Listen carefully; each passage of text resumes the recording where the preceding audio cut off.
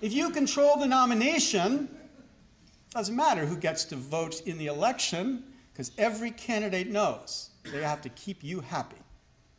And if they got to keep you happy, they'll say what they need to say to the voters, but they're going to work as hard as they can to keep you happy.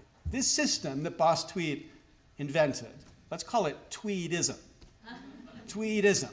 So what Tweedism is any multiple system, any multiple stage system, where in the first stage, the Tweeds get to control the process that then creates the results that in the second stage, the rest of us get to vote among. And the consequence of Tweedism, right, obviously, is a system responsive to the Tweeds only.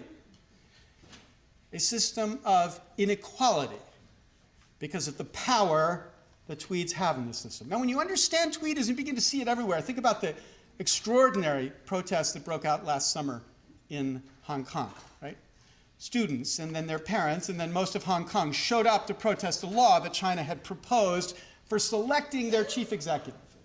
The law said the ultimate aim is the selection of a chief executive by universal suffrage upon nomination by a broadly representative nominating committee in accordance with democratic procedures. Nomination by nominating committee. 1,200 citizens would have the right to pick the candidates that about 7 million citizens would then get to vote among. So if you think 1,200 out of 7 million, that's about 0.02% of Hong Kong got to pick the candidates that Hong Kong got to vote among. Now, 0.02% is a really small number. Look how small that is right there. You can barely see it on the board, right? If you tried to represent it, if this is all of Hong Kong, here's all 7 million people in Hong Kong, 0.02% is that. Tiny, tiny percentage. Who get to control the first stage, the nominating process, which then sets the candidates for the second stage, the citizens voting. And they feared, the protesters feared, that this filter would be biased because the 0.02% would be dominated by a pro-Beijing business and political elite. 99.98% excluded from this critical first step, with the consequence, obviously, of producing a democracy responsive to China only, a system of inequality.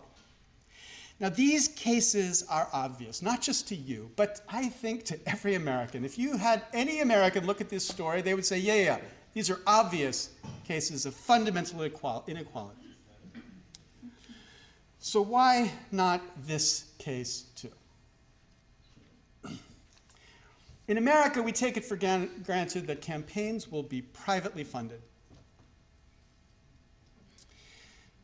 But as you know, candidates, funding is its own contest. Funding is its own primary. Or we should say funding is another primary.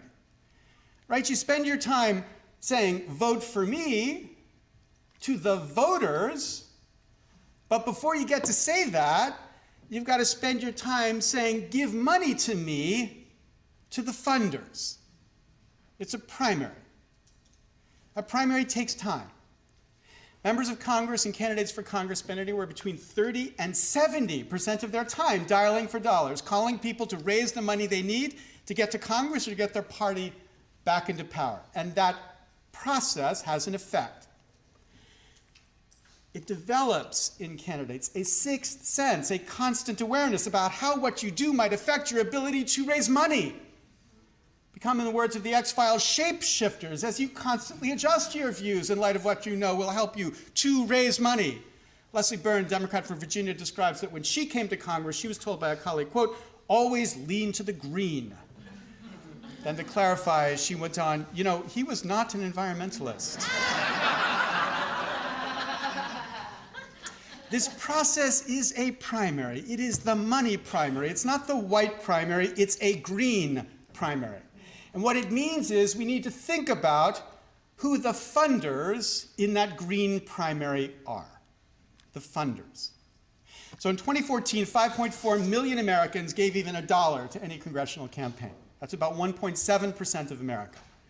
The biggest funders gave more than $1. The top 100 gave as much as the bottom 4.75 million combined. So this is not evenly distributed. But of course, if you want to think about who the relevant funders are, we shouldn't think about just the billionaires giving millions. Let's think about the funders who give enough to matter to a candidate. The funders are given enough so that when a candidate's dialing for the dollars, the candidate's thinking, what does this person think about? So let's pick an arbitrary number. Let's say $5,200, which in the last election cycle was the maximum amount you could give to any congressional candidate in the primary and in the general. Turns out in 2014, 57,874 Americans gave $5,200, which, for those of you doing the numbers, is 0.02% of America. 0.02% of America give even $5,200, which most candidates for Congress would tell you, really isn't a lot of money. It's not the sort of money I'm worried about. $5,200 is the number of people who equate to the number of people who selected candidates in Hong Kong. This first stage, dominated by the tiny fraction of the 1%. We could say a Chinese fraction of the 1% dominate this first stage, with the consequence, obviously, of producing a democracy responsive to the funders only. As a Harvard professor, I'm not allowed to talk about Princeton studies, so I'll put that off the stage really quick. But there is a Princeton study, Martin Guylands and Ben Page, the largest empirical study of actual decisions by our government in the history of political science, relating those decisions to the attitudes of the economic elites, organized interest groups, and the average voter.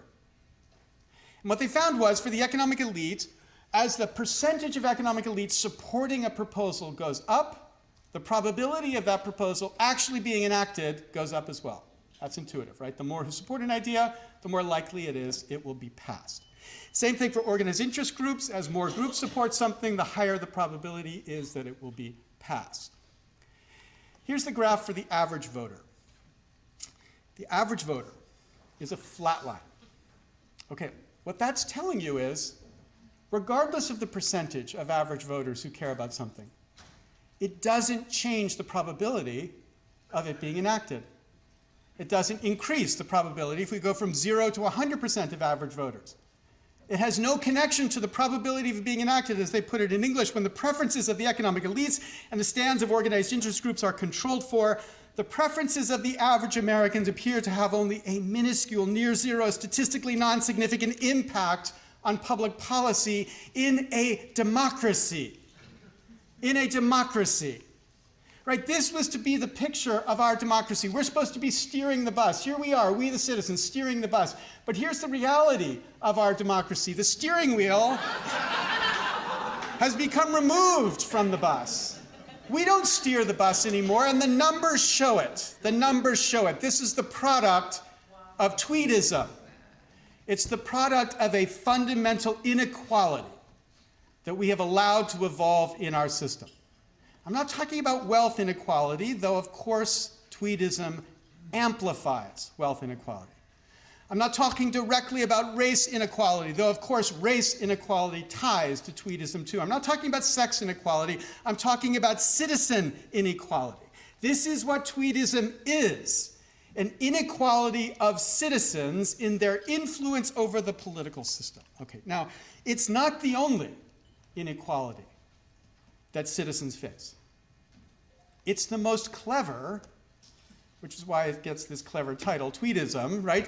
It's kind of hard to even notice it unless you do the numbers and begin to think about what the life of a candidate is, an experience many of you know intimately, but most Americans have no clue about, so it's clever, but it's not the most crude. The more crude form of this inequality is the plain old voter suppression that we see all across this country increasingly through voter ID laws, or systems to make it very, very hard to vote in certain places, just so happens to align with certain political attitudes and preferences. But this is a crude form of inequality practiced in our system. And there's a much more systemic kind of inequality in our system, not necessarily tied directly to wealth or directly to race or directly to economic aptitude. This is just the systemic inequality produced by systems like gerrymandering or winner-take-all voting systems, right? In the United States Congress right now, 90 seats out of 435 are competitive. Wow. 90 seats, which means for 345 districts in America, if you're in the minority, you don't matter.